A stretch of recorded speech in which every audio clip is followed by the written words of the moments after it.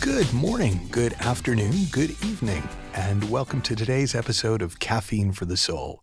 And today's episode is the fourth in our Effortless Everything series, and it is called Effortless Everything. And if you want to learn more or join the upcoming program on Effortless Everything, you can go to michaelneill.org/Effortless Everything. And that is as many times as I ever want to say that phrase in a row, ever again. But I do want to explain what I mean by it. So the question that kind of informs this Effortless Everything program and the whole notion of the possibility that what if everything could be effortless is, why is it so hard to let it be easy? Why do we struggle so much to not struggle?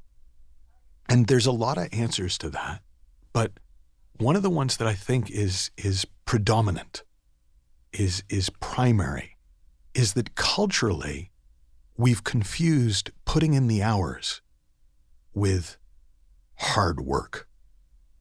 And we think, well, I'm successful because I work hard, or that person is successful because they worked hard.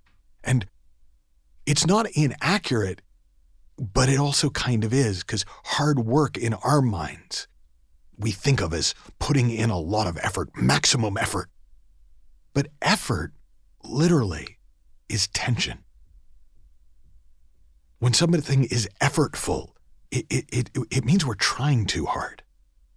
In sport, when you try too hard, when you're effortful, when you try too hard to hit a golf ball or a tennis ball or kick a soccer ball or anything sport, the tension creeps into your body and it messes you up. And in any performance-based skill, efforting is the enemy, because efforting creates tension, and tension is the enemy of peak performance, high performance. And you'll feel it in yourself as tension, or as trying, or pressure, or stress, or scrunchy faced. Like there's a movie that I didn't really love, but I love the title, called Triangle of Sadness. And it's that little triangle that forms between your eyebrows when you're trying too hard.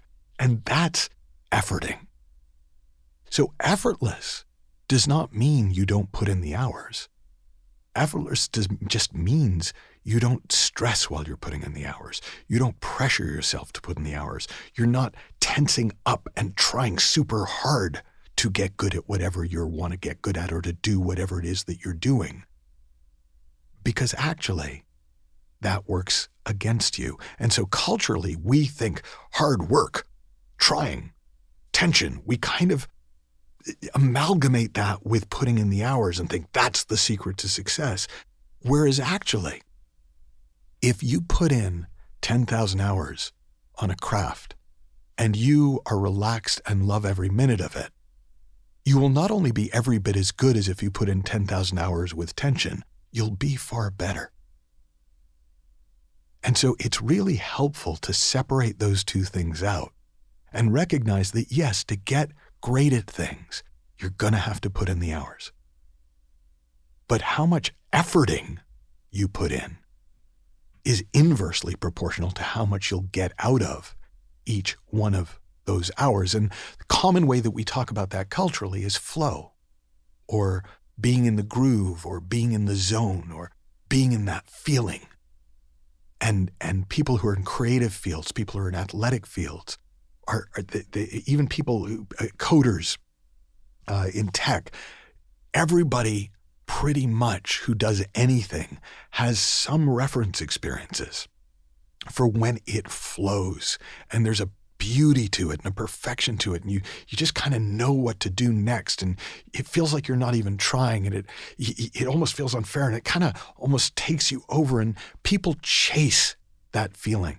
Like a lot of people who do I don't think they're called danger sports, but they could be, mountain climbing and hang gliding and snowboarding and things where, you are literally putting your body at risk. One of the reasons they love it is because they often find that feeling, because in order to do something that is that demanding, they have to get out of their head.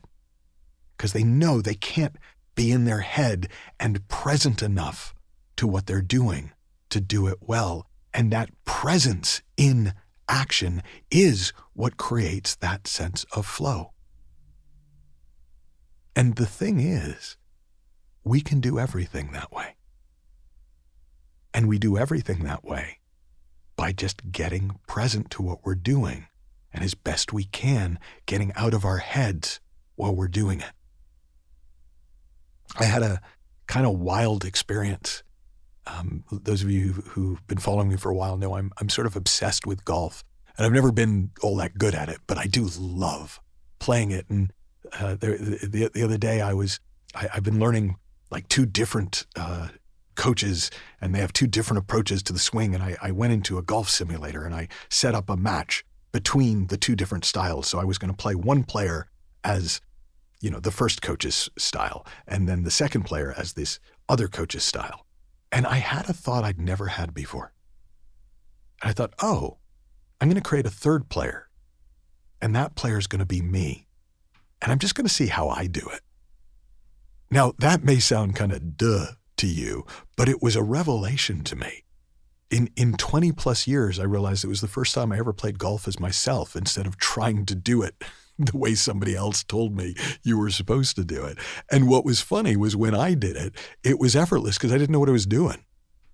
And I beat both of my coaches. Now, again, I get it. All three people were me. But I had a completely different experience of it. And then I went out onto the course and I shot my best round I had ever shot, playing for the first time as me, not because of anything metaphysical, just because I actually was playing effortlessly. I was not trying. I was just playing. I wasn't trying to get it right. I wasn't trying to do what I'd been told. I wasn't trying to do what somebody else would do. I was just hitting the ball towards the hole.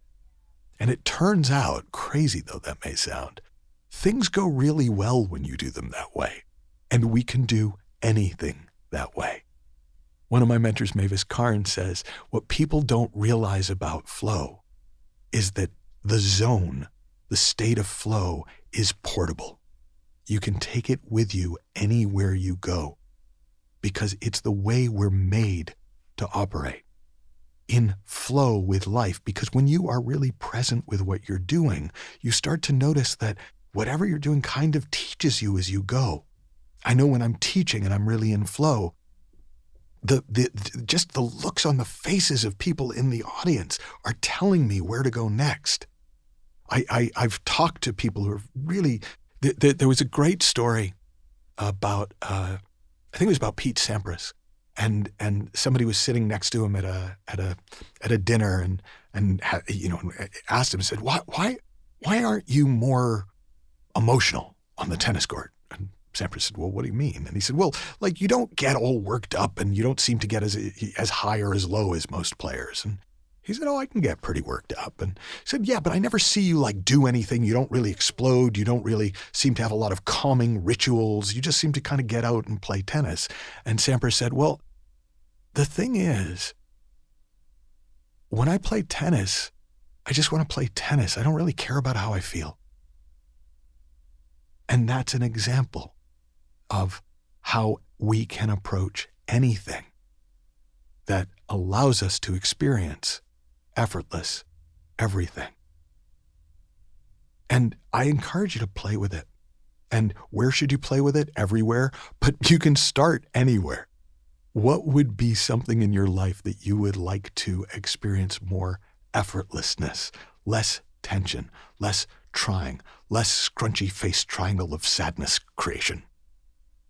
And the next time you do it, just as best you can, just do it. Just show up and see what happens. And my experience tells me you're going to be really surprised and delighted by not only how you feel, but by what starts to happen as you do it. Have fun, learn heaps, happy exploring, and I'll talk with you soon.